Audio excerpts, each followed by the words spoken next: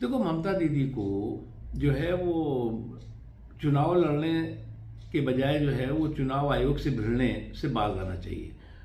अपनी ऊर्जा जो है वो चुनाव लड़ने में लगाएं, बल्कि चुनाव आयोग से भिड़ने में अगर वो अपनी ऊर्जा लगाएंगी तो इसी तरह से उनका गड्ढा जो है वो गच्चे में जाएगा, गच्चा खाएगा। क्योंकि उनको लगता है कि हमारा गढ़ जो है वो बहुत मजबूत है। तब फिर आप क्यों जो है अपने गढ़ को जो है वो जब मजबूत है तो आप जो है वो चुनाव लड़ने के बजाय चुनाव आयोग से भिड़ने में लगी हुई है। क्योंकि आप इस बात को अच्छी तरह समझ चुके हैं कि जो आपका, जिसे आप गढ़ कहती थी, वो गड्ढे में जा चुका है। और आज जो है वो आपकी कुशासन, जिस तरह से वहाँ पर जो है वो क्राइम दिखाई पड़ता है, जिस तरह से वहाँ पर एंटी नेशनल और एंटी सोशल एक्टिविटीज़ जो है वो सर चढ़ कर बोल रही है, सरकार के संरक्षण में आगे बढ़ रही है,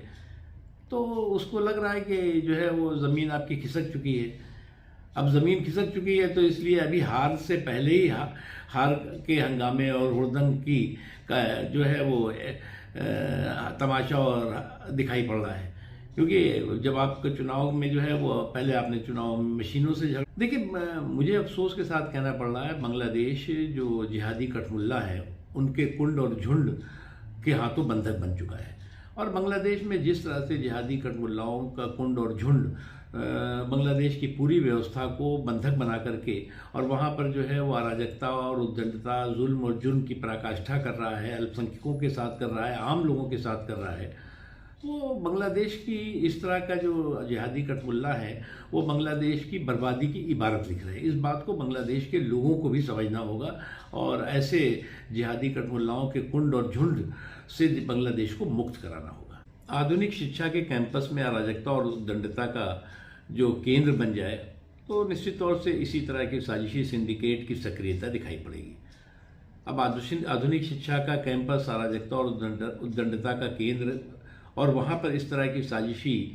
सिंडिकेटों की जो सक्रियता है वो कोई पहली बार नहीं। इससे पहले भी आपने देखा होगा कि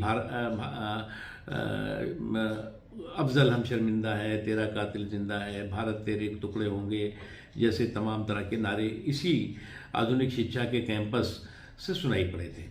और अफसोस की बात है कि इस तरह के जो साजिशी सिंडिकेट की सक्रियता है उसको जो है वो सीडो सेकुलर सिंडिकेट का समर्थन और संरक्षण दिखाई पड़ता है। ये जो है वो दूसरी चीज़ ये कि मोदी तेरी कब्र खुदेगी, अमित शाह तुम्हारी कब्र खुदेगी, ये जो है वो वास्तविकता ये है कि इस तरह का जो साजिशी सिंडिकेट है